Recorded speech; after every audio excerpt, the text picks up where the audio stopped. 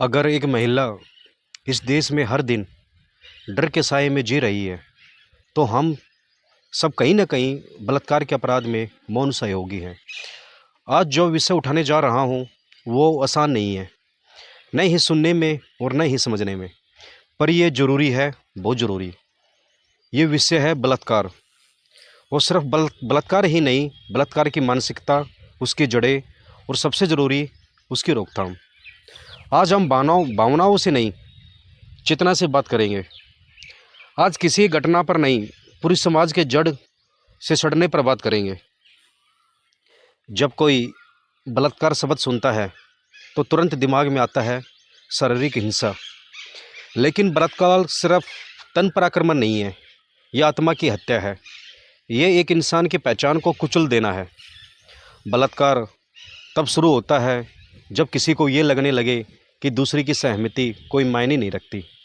जब किसी को लगता है कि स्त्री उसकी चीज़ है, तो वही सोच आगे चलकर बलात्कार बन जाती है। बलात्कार एक सोच है जो पहले नज़रों से शुरू होती है, फिर मन में पलती है, फिर शरीर पर उतर आती है। अब बात करते हैं कि इसकी असली जड़ क्या है। इसकी असली जड़, इस सोच की जड़ कहाँ है? क्या बलात्कारी सिर्फ गरीब अशिक्षित होते हैं?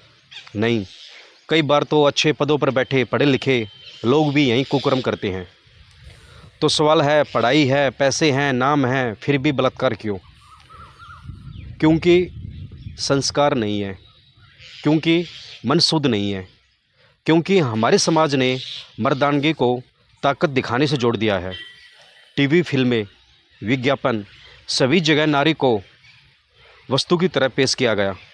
बचपन से अगर सिखाया जाए स्त्री एक देवी है, तो मन में बलात्कार का बीज ही ना पनपे।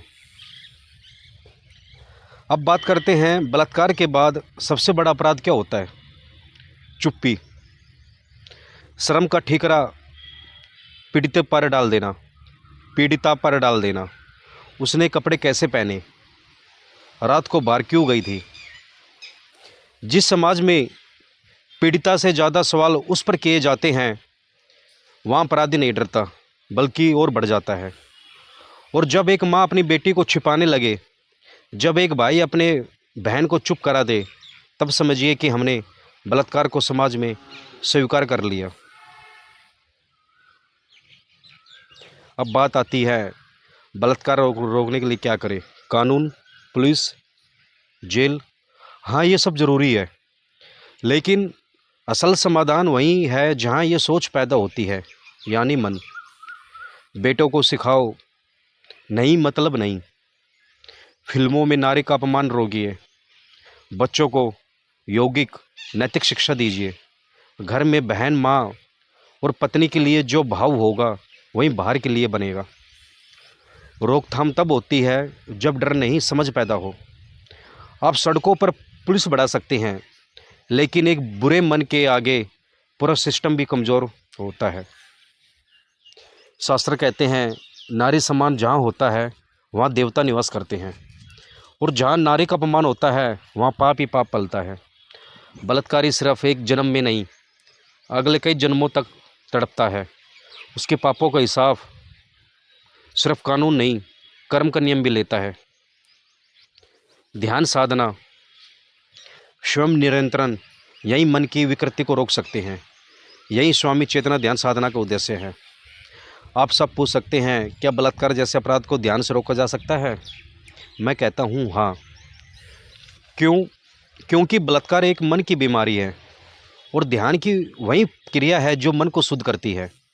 जब मन शांत होगा, जब वासना नियंत्रित होगी, जब चेतना जागेगी, तभी यह कुकर्म जड़ से मिटेगा। जब हर इंसान खुद की अंतरात्मा से जुड़ेगा, तब वह किसी दूसरे की आत्मा को चोट नहीं पहुंचा सकेगा। मैं आप सबसे आग्रह करता हूं, अब समय आ गया है, हमें सिर्फ बेटी बचाओ नहीं, बेटा सुधारो का भी संकल्प लेना होगा।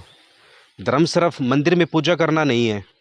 धर्म है किसी स्त्री के आंसू को रोक पाना। धर्म है किसी लड़की को आत्मविश्वास से जीने देना। धर्म है किसी बलात्कारी को जन्म से लेने से पहले ही उसके विचारों को ख़त्म कर देना। यही धर्म है यही साधना है, यही चेतना है और यही स्वामी चेतना ध्यान साधना का उद्देश्य है।